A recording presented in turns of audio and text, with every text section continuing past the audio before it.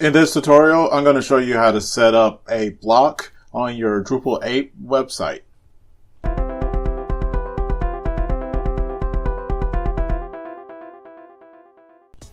So blocks are components that are allowed to be set up on parts of the page that display links or other information that you want contained into a given section of the page.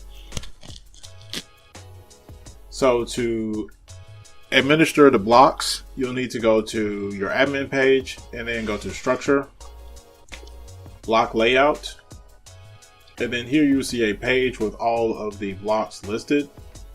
And then you can actually do a place block, which is this link here, and it would give you the option to add additional blocks that are available to be added. So for instance, if I wanted this powered by Drupal block to move under the administration menu that I have here on the side, I could actually find this in the list and move it to the appropriate section, which in this case is sidebar first. And it will actually jump to here, as you see, and then go save blocks. And then now the powered by Drupal is here instead of in the footer. Now, if I want to add it back to the footer, I can move this back down using the footer first is where it was. Then I can also do place block and then create another block here in the site and then save it after I configure the options that I wanted to have. And so now I have powered by Drupal listed here. And actually, since I did not save, it moved back to where it was. So yes, so I'll move this second one here and then I can save the block. And so now I have powered by Drupal listed here, and then I also have it down here in the footer. So when you move an item on this particular page, what will actually happen is it will highlight as well as have an asterisk next to it so that you know that the changes that you have made have not been saved. And also at the top here, it will show you, it will state that it has unsaved changes.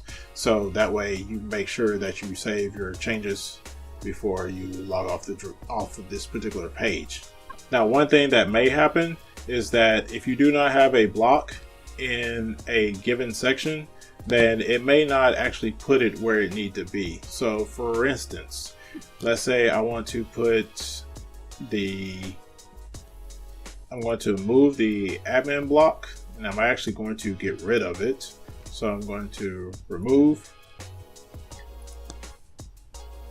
and then I'm going to put the administration block in the 5th section of the footer. But as you see, it is all the way to the left. And the reason that is because there's nothing between the 5th and the 1st. So it pushes it all the way to the left as far as possible. So if I do place block and under the second footer second, I put this powered by Drupal, it will now move that over into the appropriate section.